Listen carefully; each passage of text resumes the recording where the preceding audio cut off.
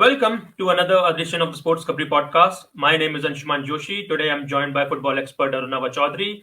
And in this episode, we are going to discuss the energy crisis that has been plaguing Europe for quite a while. And we're going to look at the whole thing through a football lens. And we're going to see how the things have been affected throughout the continent so far and how things could go, I think, going forward because Europe is bracing itself for a very harsh winter and this could affect all walks of life, and football is one walk of life. So Arnava, thank you so much for joining us once again, and I just like to get into it straight away, and I would like to ask and get some idea on how this energy crisis came to be, and what were the factors that were in EU's control, that weren't in the EU's control, that has plunged the entire continent into this issue. Yeah, thank you, Anshuman, for having me. To start off with, I think the main factor, of course, has been is the war on Ukraine. I think that has sort of changed not only issues of energy, but also about food grain, about other products. I think that has affected us so dramatically over the last 6 months that we see, for example, a level of inflation which was unknown to us over the last 30, 40 years. We're back sort of in the 70s or 80s where inflation was quite high around the world. And the other point, of course, is energy, that Europe is very, very, or has been very, very reliant on Russian gas. Um, I live in Germany. Here in Germany, we were actually on the verge of expanding our dependency on the Russians in creating another direct connect with Nord Stream 2, which of course now is a dead pipeline, and we are still very, very dependent, especially Eastern Europe, of course, due to its closeness to the old Soviet Union, has a brutal dependence on Russian resources, or had it. I think a lot of it has changed over the last 6 months. And you see also the difference here in Germany, where Eastern Germany is more reliant on Russian gas than we are in the West, due to different resources. And we are trying to change the energy mix. I mean, we all know the issue of climate change, that fossil fuels, that the use of fossil fuels should become less, and we should try to focus more on renewable energy. That has been happening, but we seem to be falling back into that trap, so to say, to try and see how we can sort of literally survive that. Here, coal reactors are being reactivated or kept alive. Germany had said that by the end of the year, nuclear energy would be something of the past. So they're talking about 2 nuclear power stations continuing to be on grid again. And these are sort of the effects of this whole power crisis. And the other thing is that, for example, in Germany, we've started a program from the 1st of September, which is that a minimum of 15 to 20% of energy needs to be conserved. For example, I'm sitting here in my little office here in the corner space. I've just turned on the lights because I'm having an interview with you. Otherwise, I wouldn't be using lights, even though outside it's raining, it's dark. Autumn is here, and that those are the small little things that can be done. And that's what been done by individuals. But for example, the city councils have been asked to switch off lights or not switch on lights at all for monuments, reduce lights in the city wherever it is possible. Shops are asked to reduce ambience lighting to the shop windows. All of these sort of factors to reduce the level of power consumption. And again, a factor which I think a lot of people did not realize is that in a country like Germany, quite a bit of power which is generated via gas. So that those are the factors that have come in, and of course, when these factors come in, sports cannot stay out of that, and therefore sports has also been affected, or is being affected, not only in Germany but across Europe. Yes, absolutely. And we can take Germany as an example, like you mentioned, that the nuclear power plants have been closing for a while, and they were supposed to be a thing of the past, and there was an over reliance on gas from Russia. And when a crisis like this occurs, things can go down two ways for Europe. They could either go back to using the non-renewable resources, or they could actually realize how important it is to reduce the reliance on these resources and come up with accelerate the decarbonization process of their energy resources, which is something that the EU has been trying to do very explicitly. So, do you think that that is the route that they are going to take, or is there a worry that at least for the short term, we might have to revert back? The continent might have to revert back to using the fossil fuels and the gases and the essentially the non-renewable resources. I think for the short term, at least for we're looking at this winter. I think there is the risk that we in Germany could be, if we have a harsh winter, that in January or February we could be without gas. That is a true reality, and there are emergency plans of city councils, to mitigate that. That potentially people would be kept in sports arenas, indoor halls, and if that happens, then sports directly gets affected. Indoor sports, be it handball is quite big in Germany, basketball, volleyball, all kinds of sports would be affected. But it also affects sports. For example, in our city council, for example, is shut off the hot water supply 3 weeks ago of the dressing rooms at all sporting arenas. So it's only cold water until the middle of October. Because they're saying, listen, it's still warm enough. So worst case, guys shower in cold water, which again, I know for a lot of my friends saying, or even I, when I play football, I then go home and shower. So you're pushing sort of the cost away from the city council rather to the individuals, and rather I'm most probably, I said it's a theory of mine, that if I shower at home, most probably I'll be showering longer than if I'm showering at a football ground. So those are factors, why they're trying to work on. Floodlights is an issue where they're looking at opportunities of not using the full level of floodlights, even though if I see the lower amateur teams, they're trying to see that they're avoiding floodlight matches, which means that matches are played in the afternoons. So the Friday night matches, Saturday night matches are being shifted to Saturday afternoon or Sunday afternoon. The next steps, again, Bundesliga clubs are looking at how to reduce their sort of footprint. I know a lot of clubs have built-in solar panels on their roofs, be it a Borussia Dortmund, Bayer Leverkusen is a front runner, it is Wolfsburg. All these clubs have been trying to see how they can reduce their carbon footprint on one side, but also, of course, now the topic is how to reduce their energy bills. But the biggest worry for a lot of these clubs is one big factor is stadium grass heating, which in Germany is a part of the club licensing criteria of having a heating system. But there are tons of oil is burned every year to keep these soil heating facilities on. So if you cannot turn them on, you have a cold winter, you will not be able to play on ice. There's a lot of potential factors which are coming in, and the schedule has been tweaked because we have a World Cup in Qatar coming up as well. That sports is going to be affected in a big way by this, potentially, because again, everyone is asked to save energy, and again, sports falls under the leisure category. It's not something which is essential. So the question at some stage is, if we don't have any gas left, if we have other issues which are there, would the Bundesliga, for example, be asked to suspend its match days? And it's a very interesting scenario that there is. So obviously, these are all but a few examples as to how the energy crisis has already started having its effect on football. And in general, in the conversations that you have had, do you feel that enough conversation and enough intent is there to do something about this right now? Because in the mainstream, there is a definite paucity regarding how interested people are in even talking about this, let alone do something about it. So are people taking it as seriously as they should be in the moment, or is this something that once again it's going to be something that turns out that people are thinking about too late? I think if you look at the situation at the moment, is a lot of people are worried. Again, I think you realize that it's pinching in your pocket, because inflation is at a for most people who are below the age of 40, at an all-time high.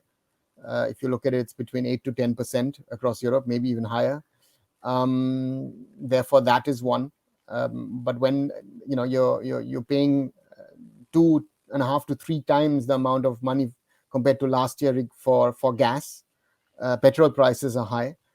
So all these factors are there, and I said it's the leisure part which is going to suffer, which is, are you going to go to a restaurant? Are you going to go to the cinema?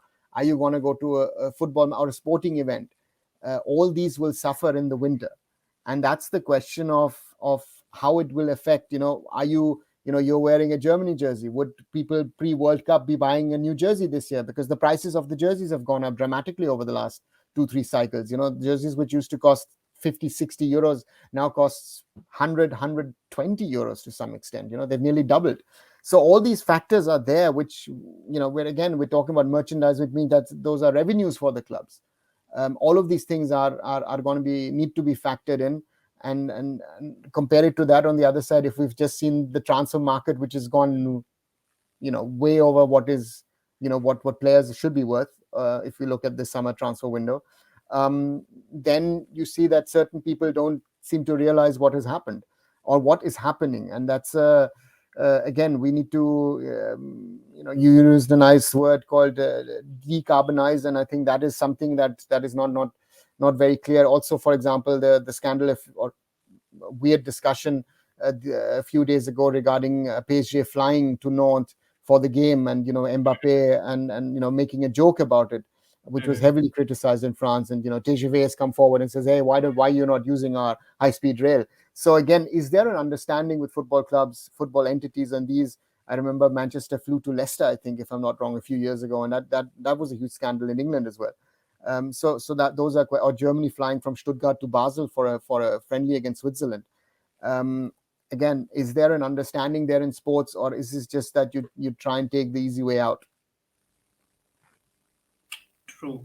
And in theory, do you have like any kind of ideas regarding any kind of short-term solutions that the leagues and the organizations, the football associations could come up with to just put a stopgap into the rising prices, to do something about this, to conserve energy as much as possible, while making sure that football, as it is essentially leisure, can continue and not be suspended, which is looking very much likely if one is to think towards as a drastic future.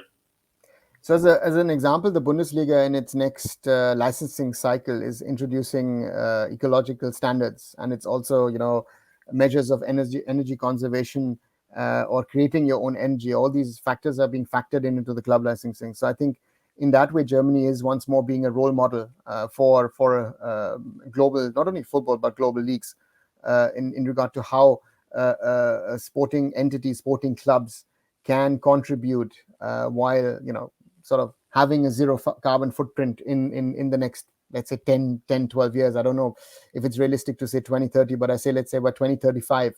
And also trying to reduce plastic waste and all these other things, which are sort of measures which are needed. But the point remains is that, again, if you are a professional team, you want to get the professional outcome, and you are based here in Germany or in England. um, the bad weather season is now kicked in with the rains, and with snow will come at some time later in the year, or early next year. Sleet is going to come in. How are you going to use your resources? Are you going to actually be using your stadium or your training facilities to be heated in regard to for your players to have the best potential playing surface? Because you are at a disadvantage compared to teams who are based in the south of Europe, close to the Mediterranean, or be it Spain, be it Italy, be it clubs in Greece or Turkey. So these are all factors which do come in, and I think that sports can take a lead. I think that sports needs to be at the forefront of fighting climate change, of reducing carbon emissions, and I think this is a very, very good opportunity to be at the front of it. And again, PSG at the moment is just one negative example of how you should not do it. Of course, that you've got the Qataris in the background, and money is not a factor. But again, I think if it, it would be also good. I think it's this PSG failure of understanding it. If a young Mbappe doesn't understand it, then you have to question: is that generation of 20 to 25-year-olds really understanding of what the situation is? Yeah, that is a very interesting example, because both Kylian Mbappe and Christophe Galtier are usually regarded as people who are very intelligent, very composed, and this kind of a tone deaf comment that came from them, that where Galtier said that, okay, next time we're just going to land sail there, and Mbappe laughed on it. And so this is not something that is expected of them, especially. But PSG are obviously not the same as are the single most example here. Money is not an issue for big clubs. They use their private jets to travel to meager distances all the time. Do you think that the national governments or the EU in itself can come together and put a mandate on the clubs as to not to take some more environmental friendly routes to their matches and not just travel because just you can, because this is also contributing to the carbon footprint, and it's also adding up to the whole energy issue. So, do you think that the national governments can put a mandate sooner or later on the clubs to take a certain route that is not as harming to the environment as taking a flight over a 90-mile distance could be? I think it has to come first. I think I would try to keep politics out of it. I would try and see if the respective leagues take action. As I said, that was an example that I know directly from the Bundesliga. I'm sure that also, the Premier League or La Liga, Serie A or Ligue 1, all of them will be working on similar plans. But again, the problem is if a role model like Mbappe shows that example, it's the same thing. If I go at Formula One, Sebastian Vettel has shown this last 2-3 years about how you can try and change things, and who's tried to speak about green topics in Formula One, despite Formula One being having a carbon footprint, which I don't know how many trees you would have to plant to take care of a whole Formula One season. Lewis Hamilton talking about things. I think that the big sporting stars need to take that step and showcase that. I think we're too much of an Instagram generation nowadays, that we love to see these lovely photos of celebrities, of stars, and it doesn't matter if it's Cristiano Ronaldo or I don't know, whoever in other sports, who are just hopping from this destination to that destination. When they're off, you see them hopping on flights, hopping off flights. I think transfer deadline day is a very good example, that individual players were flying crisscrossing Europe to just be there on time and sign a contract and do a medical. There are multiple examples that you see. If you see the traveling of teams in North America, of NBA teams who are literally crisscrossing America X number of times. I think it's an interesting example, and that I think that these role models need to be positive role models and showcase that in their actions. True. So that brings us to the Qatar World Cup, and look, there are 100 kind of discussions that can be had regarding the whole tournament, why it was awarded to Qatar, why it is happening in winter. But basing on the discussion that we are having regarding the energy crisis, one thing that does come to my mind is that while the entire footballing season would be stopped so that the football is played in Qatar, could this provide the countries enough time to shut off the stadiums and conserve enough energy to be able to brace through the winter? Could that provide a short term solution when the football is not happening in the country at a time when fixtures come at teams hard and fast leading up into the Christmas period? I think there are two or three issues. I think one is, of course, the Premier League has its own set of issues with its cup competition. I think especially Jurgen Klopp has mentioned a lot of these topics over the years. Thomas Tuchel, as long as he was there, was also one of the guys, and Pep Guardiola as well, who've spoken about them. I think for them, it's for the clubs, it's quite good that in November, December, they have to sort of not use their stadium facilities, which again, but it pushes them back. The Premier League starts directly after the World Cup. Other leagues have taken a 2-3 week holiday, and then they will return sometime in Jan. So yes, that's an option. But I also see another thing on the other side. Again, Qatar can be looked at multiple angles. If I'm looking at it from an European angle, you'd say that, oh, listen, the workers. If I look at it from an Indian angle, then I'd say, to see how much of money of GDP is generated not only in Qatar but in the Middle East for India, especially a state like, let's say, Kerala. Their GDP is earned in the Middle East. So again, are we going to talk about that? Workers' rights. There are a lot of topics that we can talk about. But on the other side, we're having a World Cup where all the venues are within 1 hour of each other. So all the teams are staying at one venue. They're not flying crisscrossing around like they did in Russia or in Brazil or in South Africa or even here in Germany in 2006. Japan, Korea, they were even flying between countries. So from that perspective, actually, the carbon footprint of the Qatar World Cup from that perspective will be lower, even though, of course, there are issues of cooling stadiums, this, that, everything, where most probably the footprint will go up again. But the point is that we need to sort of, again, as I said, sports clubs, sporting individuals, sporting grades need to be at the forefront of this. Otherwise, again, the we're going to run into a crisis, and people will suddenly realize that we are in a crisis without having a solution to it, because there at the moment there is no short-term fix to it. I think for a country like Germany, or for a lot of countries in Western and Central Europe, sorry, it's about surviving this winter and then seeing how to get through it, to have alternatives in place for the winter of 2023 2024. So, when we talk about energy crisis in general, we think of the winter that is coming and how hard it will be to heat up the homes, to just make sure that the people just brace through the winter. And looking from a footballing angle, I am thinking of the amount of football that is not being played during the World Cup. And especially when you take the example of the Premier League, where the fixtures have been suspended because of the death of Queen Elizabeth II. And you look at all of these fixtures that are going to be rescheduled and played in the other half of the season, and I try to look past the World Cup phase, past the winter when spring is around the corner, and look at all the fixtures that inevitably will have to be played at some point. And this brings me back to not just the fixture congestion that awaits us on the other side of the World Cup, but also this whole thing about player fitness, player welfare, that has been in the at least has been in the discussion ever since the football was suspended because of the COVID-19 pandemic. When fixtures were suspended and they came back, everything had to be played in a very limited time. Then the next season had to be played in a very limited time, and leading up to that, a lot of people were saying that there is very soon going to come a time where players, football, the entire ecosystem is just going to snap, because the way we schedule our seasons right now, we haven't taken into account anything that can be unprecedented, that could affect football in a lot of way. In 2020, it was COVID.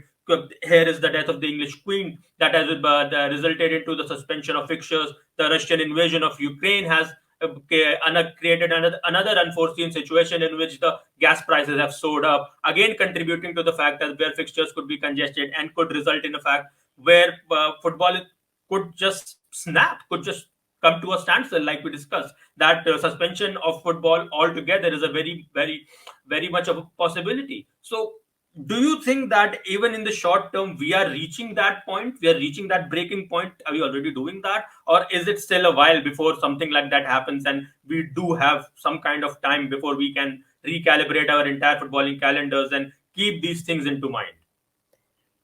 I think there is one thing that the football calendar as it persists now has been there for quite a while, at least in European context. The problem is that football has become more physical over the last decade. I think that is the biggest change that has happened. That I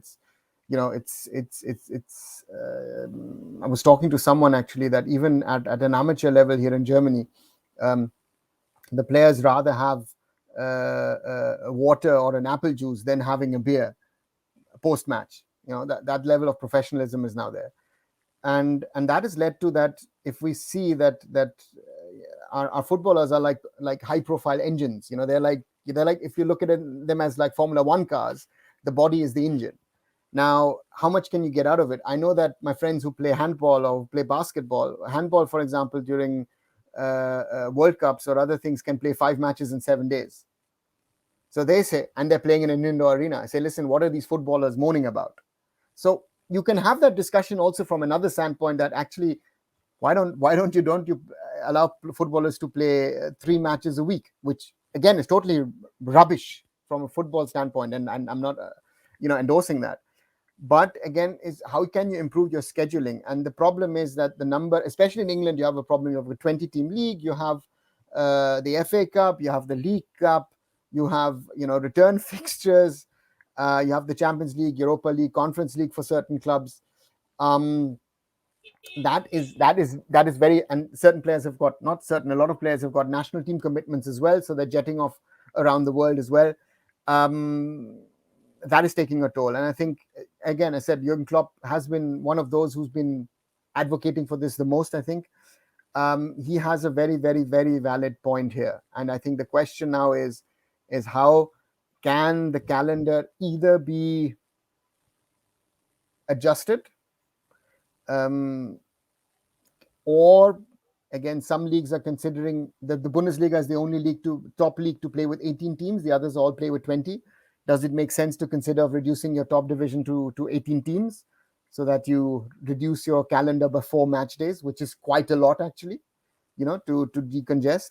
Um, Cup competitions in England, one-off matches, if not finished in 90, take it to 120, then take it to a penalty shootout rather having than a replay. There are opportunities. And of course, the Premier League last season, a good example is while the rest of Europe installed 5 substitutions, as was allowed by FIFA and FAB, IFAB, the Premier League stuck to its 3 substitution rule. So there are things where you can consider. I mean, 5 substitutions were considered as a short gap solution for COVID. I think that is something which is going to stay forever now. That's not going to leave, which I think it makes sense to reduce the workload potentially. Again, you have squads of 25s, so you now at least have 16, potentially 16 players involved in the match day. Maybe you will increase that maybe even to 6 substitutions or 7 substitutions in the future. Who knows? Um, Maybe you'll even have, like hockey, you might even have rolling substitutions or something. So there's a lot of things that you can do with your squads, and that's the question that football also needs to ask itself: is how do you adjust to this? Again, I know the Winter World Cup is a topic, but again, when is the best time? When is the right time to have a World Cup? Is a question, because you need to look at where you're playing the tournament,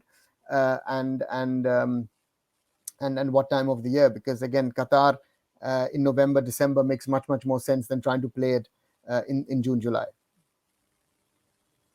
True. And is there an appetite by the people who are making these decisions at the moment? Is there an appetite on their end to find a solution to all of this? Because if we take the recent examples in mind, I don't think fixture congestion is something that only the players and the managers are talking about. I don't think the decision makers at the very top are really looking at this and thinking, okay, we need to do something about the players as well. Because the Super League thing happened and it's not going away. It's inevitably going to come back. And we again once are in a situation where on the other side of the World Cup, all these postponed games, but even further postponements, whether they happen or not, and they have the cup competitions as well, especially in England. So all of these things are going to continue. So at this moment, is there an appetite on the authorization level of football to do something about this, or are we just theorizing? We are hypothesizing. We are coming up of solutions that could be applied, but there is no intention on those part who are actually responsible for making these decisions. I think if you look at what has happened in the last few days after the death of Queen Elizabeth, I think the authorities in England, Scotland, Wales, Northern Ireland had no other opportunity than to postpone last weekend's matches. I think it was a policing issue. I think mainly it was a policing issue, which would have stopped it. If also you see that the Glasgow Rangers Napoli game was postponed by a day. Arsenal PSV has been postponed completely, and then next weekend there are 2 matches which have been postponed, one in London and one in Manchester. There was no other option. But this will lead to further congestion of the calendar for these clubs, again, because it hits clubs who are already playing in Europe, which means that, again, if it was Fulham, if it was Bournemouth, if it was even Brighton, it wouldn't have been that much of a problem because they don't have European competition. So you could have slotted in Tuesday, Wednesday matches for these clubs, or even a Thursday match without a problem.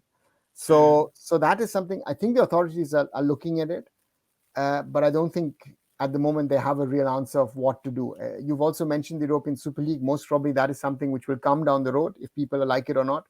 I've said that also when it cropped up last year, that this is going to come. It just has to come also because these big clubs are too big for their respective leagues. But then if they play the Super League, I think most of these clubs then have to say, listen, I will not play my local league anymore. I will play the cup competitions, but the Super League becomes my main league.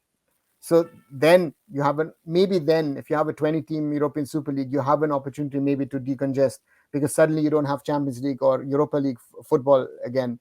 That might be an opportunity to decongest the calendar in the next, I don't know, 5, 7, 10 years. But and speaking of the European Super League, if and when that happens, as is fated, it would once again bring up the question of energy crisis once again, because teams will inevitably be flying off one place to another, because no longer will be discussing about PSG having to go to Nantes or Manchester having to go to Doncaster or even somewhere in Yorkshire. So once again, that is something that will pop up. And when we even talk about the rescheduling of these matches, if they are being played in the midweek, they will have to be played under the floodlights, because those night matches happen for a reason. Because in the work days, that is the only way they can attract the audience into the ground. And we know that at least in the UK, they are very particular about having their grounds filled, because we already know the 3 p.m. blackout exists for that very reason. And so all of these things again begs me to ask this question.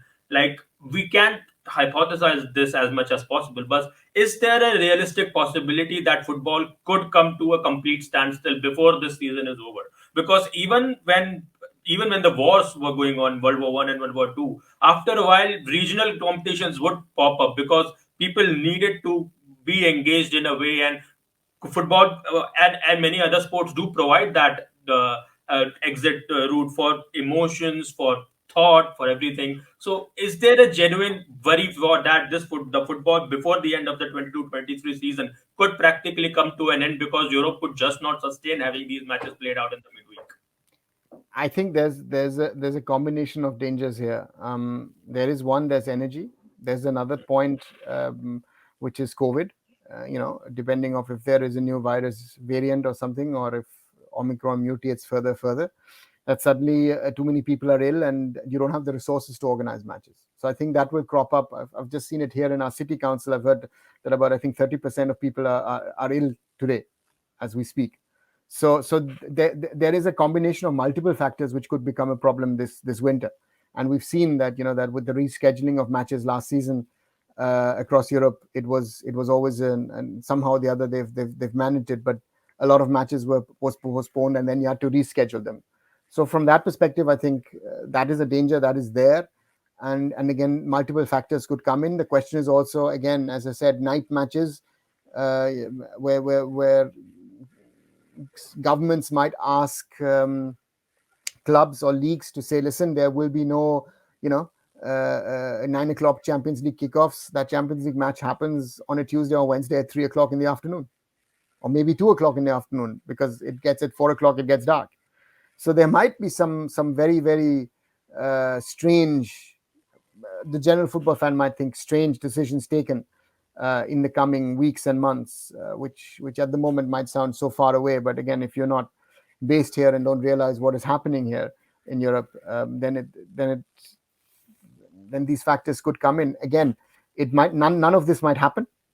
None of this might happen. We might have had a conversation which is very superficial in that way, but on the other side, all of these are realities, and we don't know how things are gonna evolve. And if we get a harsh winter in Europe, then problems are gonna come. Um, if the effects of global warming continue as they've done over the last 2-3 winters, where winters have been warmer than in the past, um, then we might be very, very lucky and get away. Right.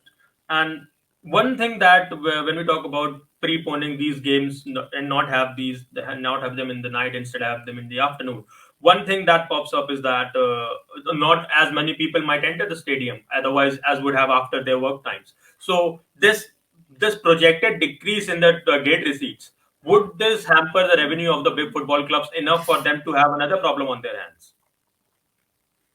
As I said, I think that revenues for football clubs will to some extent most probably dwindle. I think, again, merchandise, I think, will be hit. Um, I feel already that if you see the media subscriptions here in Germany, the streaming platforms have some of them have doubled their prices over the summer. So that is taking an effect. But at the moment, it looks fine. The stadiums are full. Um, we It looks all fine again. But again, indoor sports might be hit harder, because again, if resources have to be saved, then indoor sports, because if you go into an indoor arena, you have to directly switch on the lights, turn on this, turn on that. um, Yeah, and we've all have bought air purifiers and all those things. They also consume power, so it's a very, to use a very Indian term, a khichdi situation, sort of, with all the problems that we have at the moment. And the question is, how can you solve them?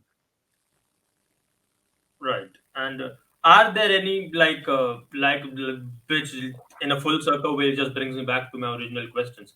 Are the administrative people having these conversations right now, or are we just sitting here like theorizing, hypothesizing, talking about this dystopian future that might very well be upon us?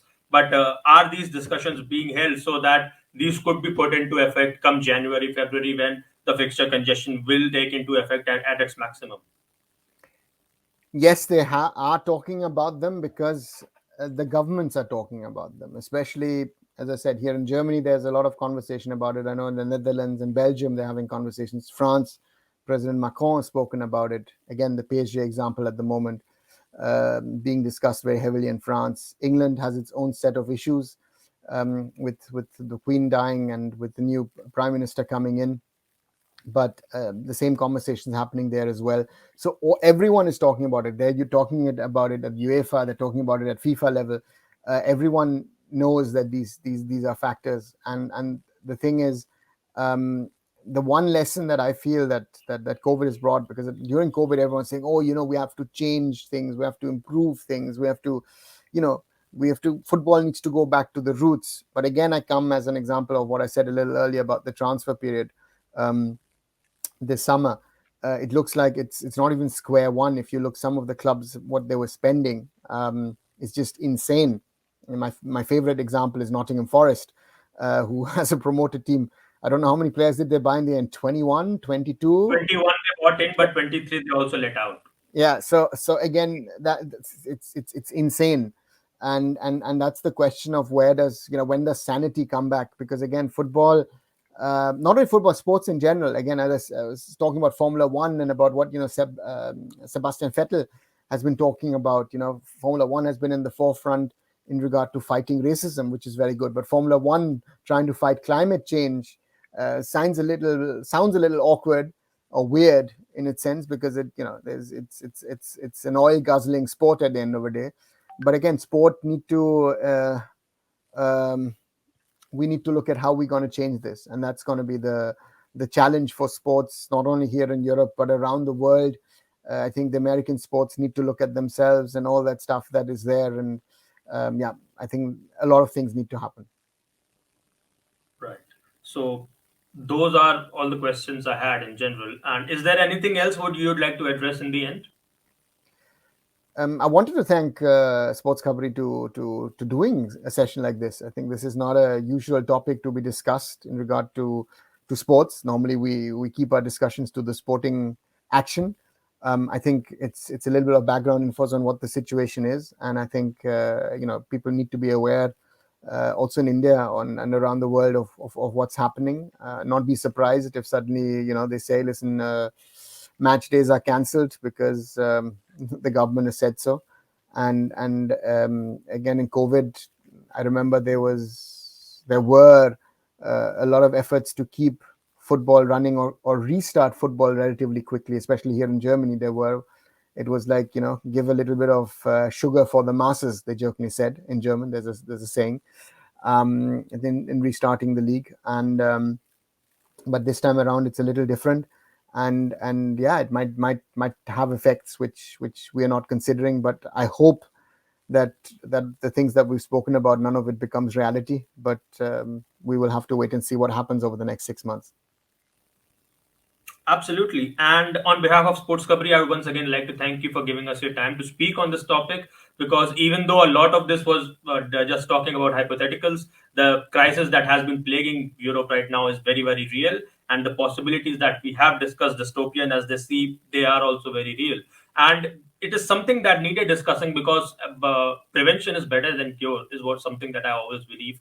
And which is something that needs to be done. And I hope as a football fan that the authorities that are looking into this look into this very keenly, intently, eagerly, and at least find short-term solutions. And even in the long term, we talked about the fixture congestions, and something needs to be done about them because football is racing towards the breaking point, and we need to make sure that that does not come to pass. So there you have it, folks. That's all we have time for today, and we'll see you next time.